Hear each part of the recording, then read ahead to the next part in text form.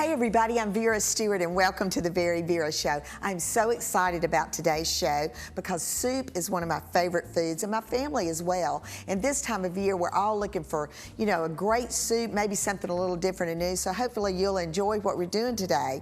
I'm going to start with a butternut squash soup that has a crispy shallot and crispy bacon on the top. And I'm actually going to use my Wolf blender to not only prepare it, but also cook it.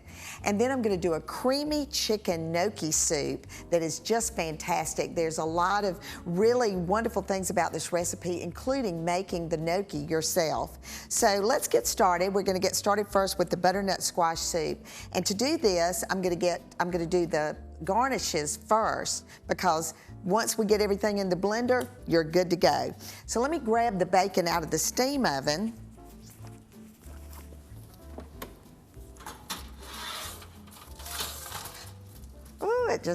The steam oven has a wonderful feature that just really gets that bacon nice and crispy. So that's ready to go. That's going to be crumbled up and garnished on the outside, top of the soup. And then I've got my oil heated to 350 and the shallots just cut into little circles. So we're going to drop those down.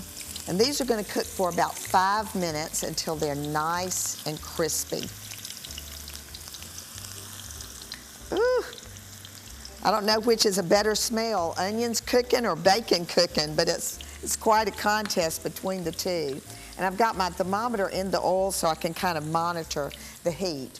All right, so next thing I'm gonna grab out of my convection oven is my roasted vegetables.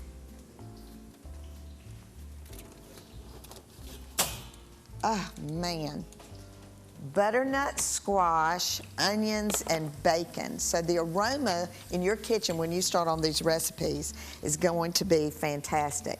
So I'm just going to kind of loosen these up and use the parchment paper to get those into the blender. And look how great those onions are looking. All right.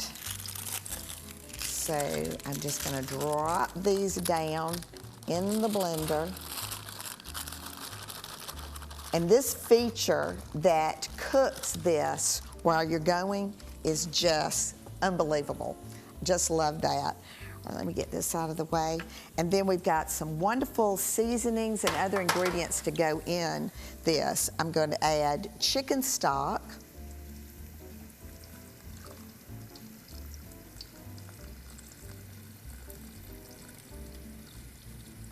And as always, our recipes are available on our website at VeryVera.com. Got some heavy cream.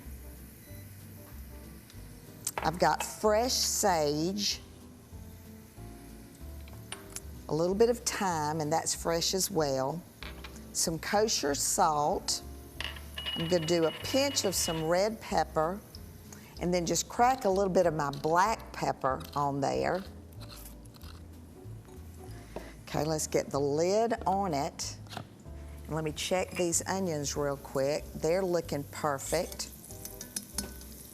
All right, so I'm gonna get this ready. I'm gonna turn it to the soup setting on the blender. And when we come back from the break, we're gonna get started on the gnocchi. So why don't I go ahead and lift these onions out of the oil, because they are ready. Got just a paper towel down for those. And this is one of those that it will sit in the refrigerator for several days. You don't have to serve it right away. Look how great those turned out. All right, so when we come back, we're gonna get started on making that homemade gnocchi. So gather around and let's come back in just a few minutes.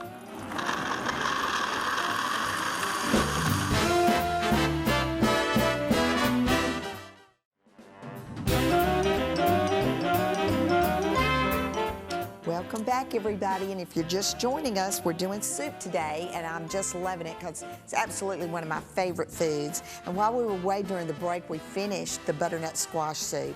Oh my goodness, it just was piping hot, just smelled absolutely fabulous, and it truly is ready to serve immediately after that 5 minutes in the Wolf blender.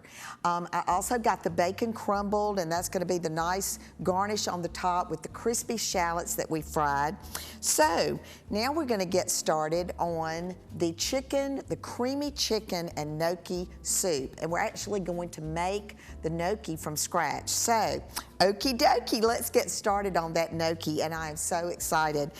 What you'd use with this is a russet potato, and actually during Vera's Corner today, we're gonna talk about 6 different potatoes and what the proper use is, or the best use for each.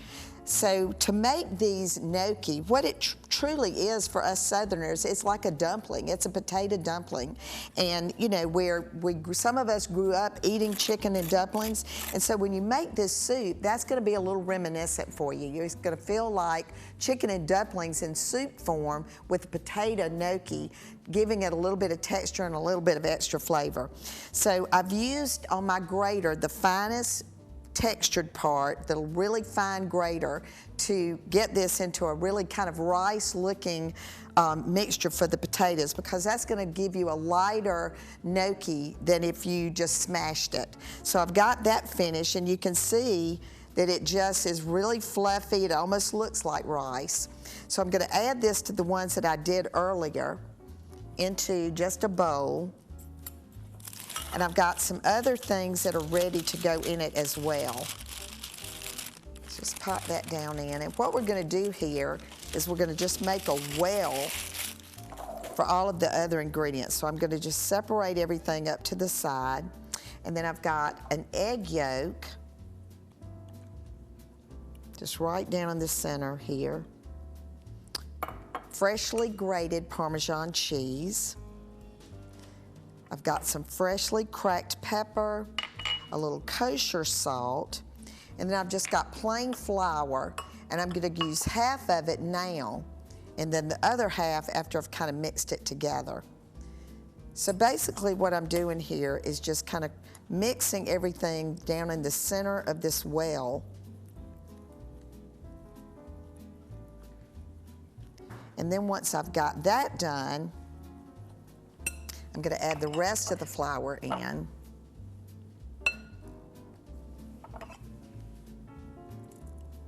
this is really, I mean, it's just such a fun recipe. So I'm gonna mix this together, and what you wanna do is just kind of create a nice, almost like a dough ball.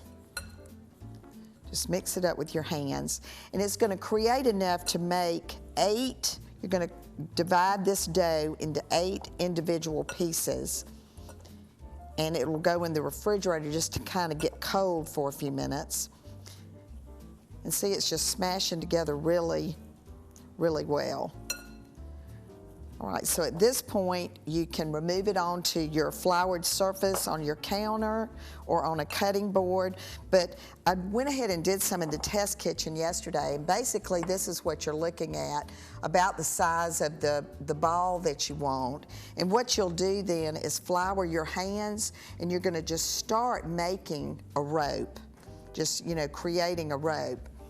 So for time's sake, I went ahead and got some done.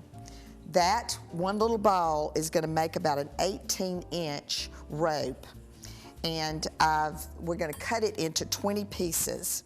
So I'm gonna take my knife and do my math right. I'm gonna get 5 out of one of these pieces and 5 out of the other. So once you cut, have a floured board or on your parchment on your cooking pan, and you're just gonna lightly flatten that out with your fork. It's just gonna create a little piece, and this has gotten a little bit warm, so let me work quickly here. So you're gonna flatten it out, and these are gonna be your little dumplings. So the nice part about this is you can make this ahead. You could do this the day before, but you do have to let it sit in the refrigerator for an hour before you cook it. So I'll get these done. We're gonna put these in the refrigerator, And then when we come back from the break, we're gonna get started on the actual soup part of this, which is delicious. So I'm gonna keep working okie dokie on this gnocchi, and you're gonna come back with me, and we're gonna make a soup out of it. So come back with me in just a few minutes. Vera's Corner is brought to you by Jeff's Sewing and Vacuum.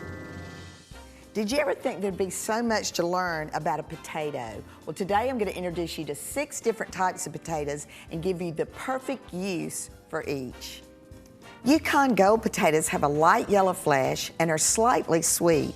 These are all-purpose potatoes and are best for boiling and making French fries. Idaho russet potatoes are starchy with white flesh. They have a soft texture and a neutral flavor, which makes them best for mashed potatoes.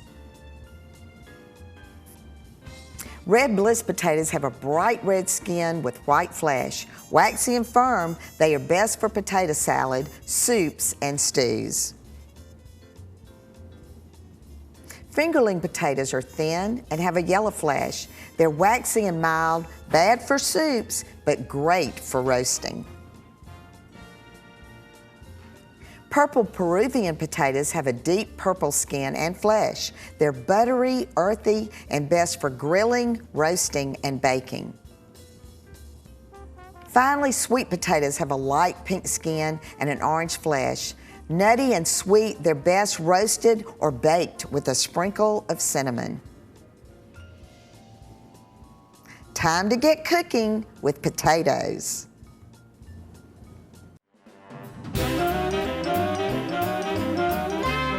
Welcome back, everybody, and I mean the smell of vegetables just sauteing in butter with garlic is fantastic, not to mention colorful.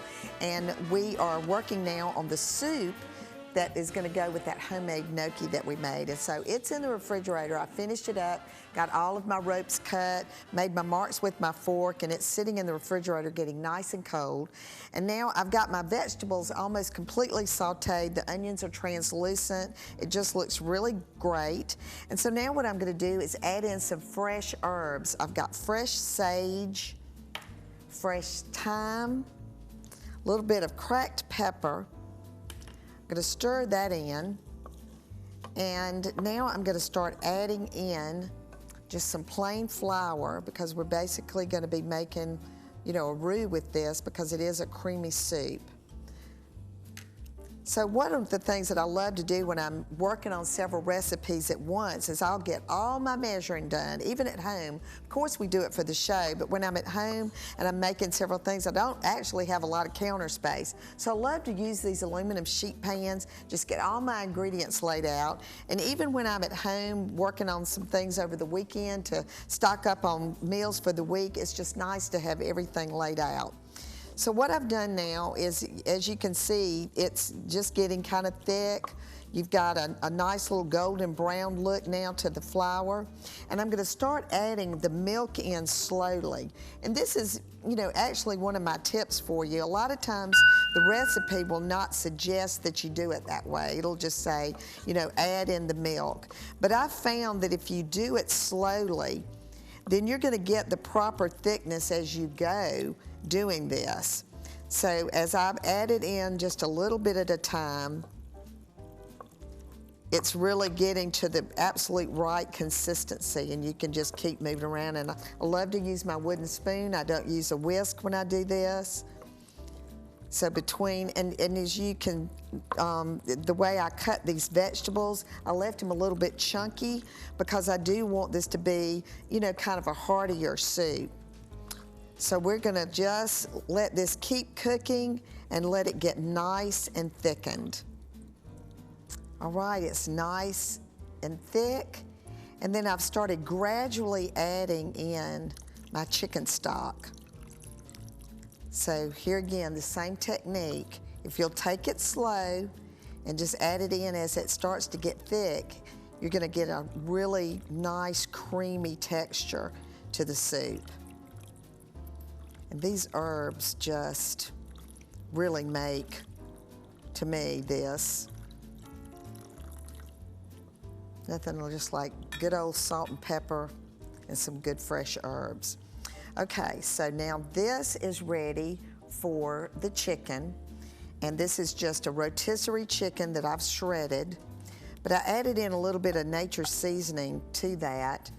You could also use roasted chicken. You could use some chicken that you had out on the grill. It would be a great use for any leftover chicken. So I've added that. And now, okie dokie, it's time to go get my gnocchi out of the refrigerator. So let me grab that. And this is just fantastic. So I'm just gonna drop these pieces in, and they're gonna cook while the soup is cooking. And this also adds to the thickening of it. And it's just that traditional, like a chicken and dumplings, but it's just a great soup. So at this point, you're gonna maybe put it on simmer, and it can simmer on the stove for about 20 minutes, but it's gonna get nice and thick as it keeps cooking because the actual cream and the milk and the flour is gonna thicken up, but also the gnocchi is gonna thicken it. But if you're in a hurry and you wanna make this recipe and you don't wanna make the gnocchi, my friends at the Fresh Market are helping you out one more time because they have it already made for you. So, lots to do here, and the setup for this is gonna be fantastic. So come back with me in just a few minutes because I'm gonna set a beautiful table. We're gonna serve both of these soups with a little bit of garnish and some great bread.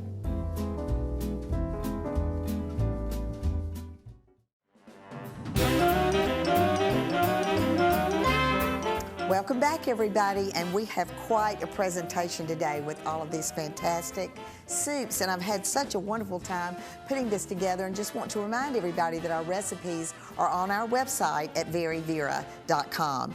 So let's look at the butternut squash soup that we did first, and I've actually presented this today in something that's very dear to my heart. I've got the presentation plate was my grandmother's good china. The top plate was my husband's grandmother's china. Then this is my sterling silver pattern I love, which is Chantilly. And then my linens with my monogram. I just love to set a pretty table.